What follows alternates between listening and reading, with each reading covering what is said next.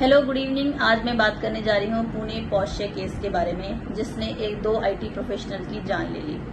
एक लड़का जो कि 18 साल से कम उम्र का है, बताया जा रहा है कि वो नाबालिग है, फिर भी वो गाड़ी चला रहा था और इतनी तेज गति से चला रहा था कि उसने एक बाइक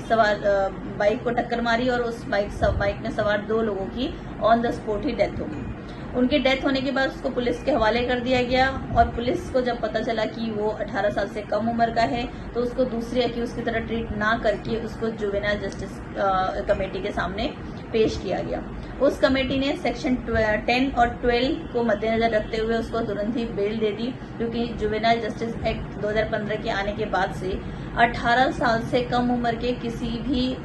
पर्सन को या बच्चे को हम कह सकते हैं हम दूसरे क्रिमिनल्स की तरह ट्रीट नहीं कर सकते, क्योंकि सेक्शन 10 बताता है कि वो बच्चा जिसको कन्फ्लिक्ट है लॉ के साथ, the child who has a conflict with law, उसको हम सिर्फ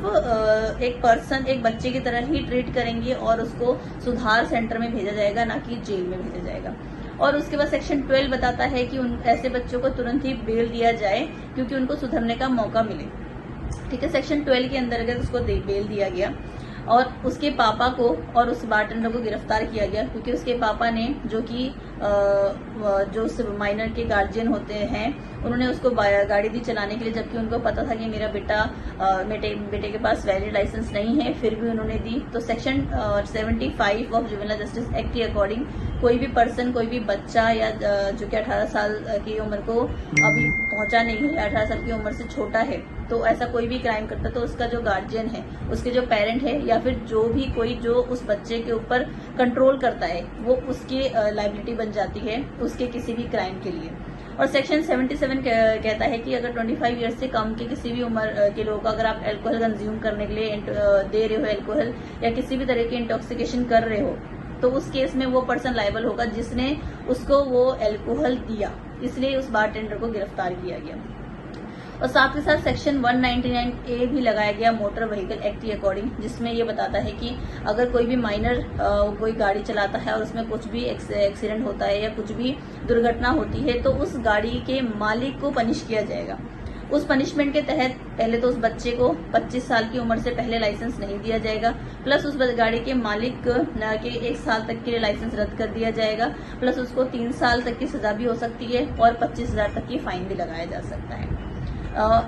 इस केस में एक अच्छी भी कह सकते हो या बुरी भी कह सकते हो बात कि वो ये है कि पहले तो वो सेक्शंस जो इसमें लगने चाहिए थे वो नहीं लगे, जैसे कि 279, 304A लगने थे वो नहीं लगे, बट बाद में उनको ऐड कर दिया गया। 279 बात करता है रैश और नेग्लिजेंसी से ड्राइविंग करना, ठीक है, और 304 बात करता है culpable homicide not amounting to murder, जिसमें हमने सोचा नहीं था कि भाई मर्डर होना है, बट सोचे समझ के मर्डर नहीं किया, बट उसको नॉलेज था, उस पर्सन को नॉलेज था कि मैं अगर इतनी तेज गति से ड्राइव करूंगा तो आगे जाके एक्सीडेंट हो सकता है, किसी की जान भी जा सकती है, इसलिए उसको बाद में इन सेक्शनों को जोड़ा गया। अभी तक डिमांड यही की जा रही है कि उसको एक एडल्ट की तरह ट्रीट किया जाए। बाकी कोर्ट के ऑर्डर आने पे डिपेंड करता है कि कोर्ट क्या बोलती है, कोर्ट कैसे उसको एज अ बच्चा ट्रीट करते हैं, एज अ जुवेनाइल जस्टिस के अकॉर्डिंग, जुवेनाइल जस्टिस एक्ट के अकॉर्डिंग ही उसको ट्राई करती है या फिर अब एक एडल्ट की तरह ट्राई करती है, देखते हैं। Thank you.